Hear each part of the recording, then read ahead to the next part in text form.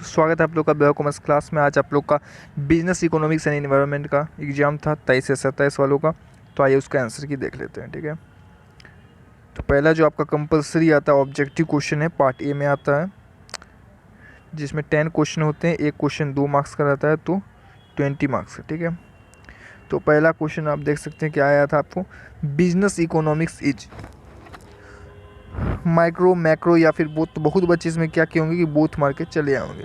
तो इसका आंसर क्या हो जाएगा, इसका राइट आंसर जो है वो होगा माइक्रो इकोनॉमिक्स, क्योंकि बिजनेस इकोनॉमिक्स जो है वो वेस्ट होता है माइक्रो इकोनॉमिक्स से। बिकॉज माइक्रो इकोनॉमिक्स के दो कैटेगरी होते हैं, एक होता है पॉजिटिव, एक होता है नॉर्मेटिव। ठीक है, तो इसलिए पहला आंसर ये हो जाएगा। इन्फीरियर गुड्स क्या होते हैं, ठीक है, इन्फीरियर गुड्स तो क्या होता है, देखिए इन्फीरियर गुड्स जो हैं, इन्फीरियर गुड्स नेवर भी गिफिन गुड्स हम कर सकते हैं। क्यों सर, क्योंकि देखिए गिफिन गुड्स जो है वो इन्फीरियर गुड्स हो सकते हैं, बट इन्फीरियर गुड्स का चांस बहुत कम होता है। फॉर एग्जांपल इन्फीरियर गुड्स में हम सकते हैं लो क्वालिटी के क्लॉथ, लो क्वालिटी की फूड, तो ये सब इन्फीरियर गुड्स से, but they are not what Giffen goods. तो आप क्या कहोगे, सी जो है आपका राइट आंसर, 3 जो है वो राइट आंसर हो सकता है। ठीक है, बहुत बच्चे 2 भी मारे होंगे, बट कैन बी, बट मे और मे नॉट हो जाता है इसमें चांस, तो हम नेवर ही मान के चलेंगे। ठीक है, अब LMNU क्या मानता है इसका आंसर, तो बिजनेस इकोनॉमिक्स कंसिडर्ड है नॉर्मेटिव साइंस, बिजनेस इकोनॉमिक्स को कंसिडर करते हैं। ठीक है, तो राइट आंसर 2 हो जाएगा। मिल्क और कॉफ़ी जो है एक दूसरे के सब्स्टिट्यूट है, क्योंकि जब मिल्क का प्राइस बढ़ जाता है ना, तो आदमी जो है कॉफ़ी की डिमांड बढ़ जाती है, क्योंकि ये एक दूसरे के सब्स्टिट्यूट है। ठीक है, तो राइट आंसर क्या हो जाएगा 2। इन प्रोडक्शन स्टेज क्या होता है, जब सेकेंड प्रोडक्शन में आ जाते हैं तो एवरेज जो प्रोडक्ट होता है वो क्या हो जाता है, डिक्रीज होने लग जाता है। ठीक है, फर्स्ट स्टेज में तो बढ़ते जाता है, लेकिन जब से सेकेंड स्टेज में हम आते हैं तो वो नीचे की ओर जाने लग जाता है, इसलिए डिक्रीज राइट आंसर हो जाएगा।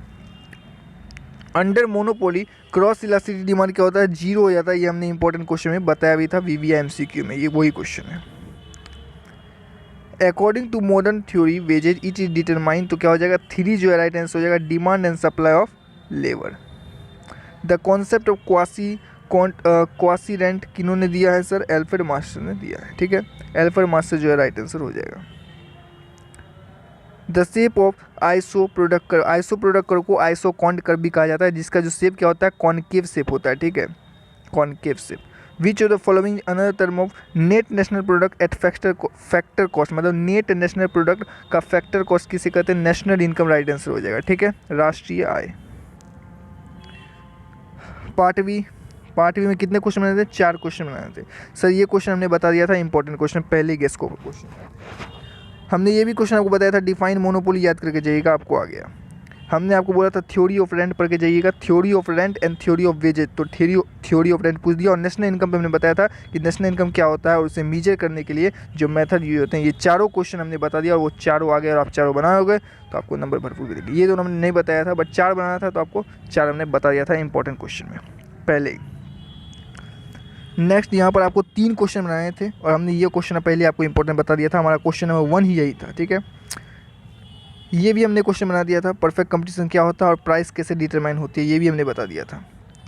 और तीसरा क्वेश्चन जो आपको बनाना था, हमने ये भी बता दिया था कि what are the importance of business environment, हमने बताया था आपको लास्ट क्वेश्चन में, और वो सिग्निफिकेंस मतलब इंपॉर्टेंस होता है, आपको वो आ गया। तो हम जितने भी क्वेश्चन बताए सब आपको ले रहे हैं, तो इसी वीडियो को शेयर कीजिए ताकि आपके दोस्त लोग आंसर की मिला सके। और हाँ, चैनल पर नए हो तो सब्सक्राइब कर लेना। Thank you very much. सभी गेस्ट क्वेश्चन हमारा आया आपको एग्जाम में, आप देख सकते हैं।